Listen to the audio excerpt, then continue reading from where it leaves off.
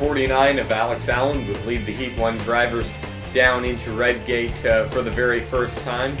TJ Dent was on his inside. Alex Allen decided to start on the outside.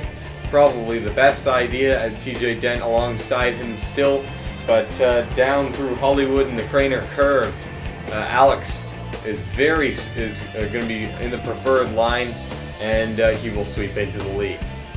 By the end of lap 1, things are already starting to settle down. Matthew Nicholson, however, on his way to the front, he passes TJ Dent through Goddard's, and Matthew Stringer is going to try to follow him through into third. It would prove unsuccessful for him, however.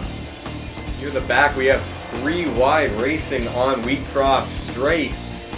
Jeffrey Finguy and Spencer Fullerton get together, and they both go off the tracks. Jeffrey Finguy into the wall. Spencer Fullerton able to correct his car in the sand pit and continue on with relatively undamaged. This would not bring out the caution. At the end of lap 3, Matthew Nicholson would poke his nose underneath Alex Allen on the exit of Goddard's, and down the Wheatcroft Straight he would be able to clear him into Redgate. The first and only caution of the race would come out after Kyle Sosnowski blew his motor coming into Redgate and would end up having to stop on course. Matthew Nicholson in the 66 would lead the field back to the restart. Luke Walker in the 100 would blow a motor coming around to take the green flag. He'll have to start from the back during the feature.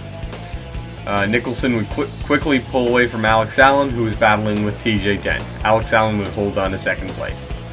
Battling for third with TJ Dent, Matthew Stringer would slide off the road at the end of Goddard's, and he would merge back on track just fine, but he would certainly lose that position. And we now have a 4-car battle with Ophelia Ndumian, Luko Brovac, William Duncan, and Matthew Stringer. Coming through the next few corners, they would sort it out. In the end, no one could catch Matthew Nicholson, and he would come down to the start-finish line and claim his first heat victory.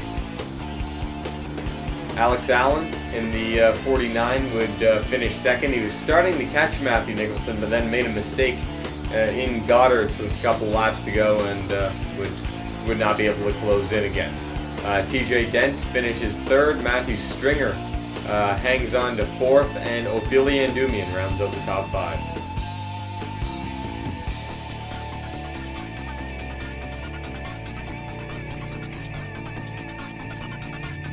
On pole for Heat 2 would be Carl Ndumian in the 1 car. Terrence Day in the 55 is on his outside. Carl Ndumian, like Alex Allen, starting on the outside. He gets a nice run through Redgate and would take the lead. Coming to the end of lap 2, things have settled out single file already.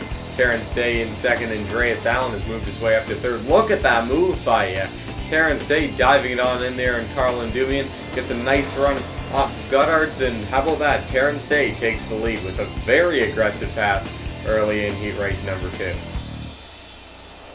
The next lap, Andreas Allen would try to get around Carl Ndumian. He would slide off the course. James O'Shea would use that opportunity to take third, and he's now going for second on Carl Ndumian into Redgate. Andreas Allen loses quite a few positions. Over the next 5 laps, Andreas Allen has made his way back up into third, passing James O'Shea. Carl Ndumian has been right on Terrence Day's bumper for the last lap and a half. He makes his move into McLean's. He's on his outside. Andreas Allen goes to help. Coming down into Coppice now.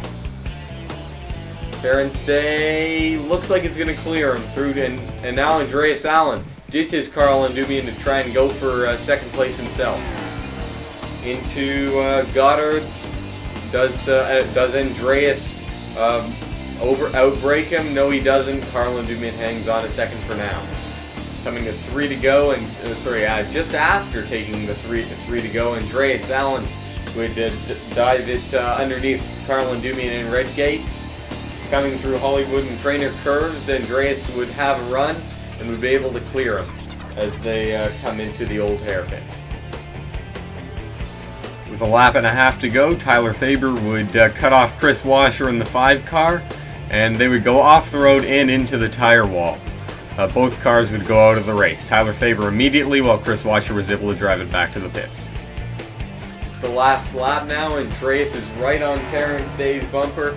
They're coming into Goddard's, and Andreas has got one shot if he wants to win it. Terrence Day protects that line, and Andreas slides wide. And Carl Endumian's on his inside. Terrence Day is going to win his second heat race of the year, and Carl Endumian's actually going to get second there. Andreas Allen rounds out the top three. A long way back, we have Johnny Finguy, and finishing fifth in the fifth position would be Paul Swanson in the 69.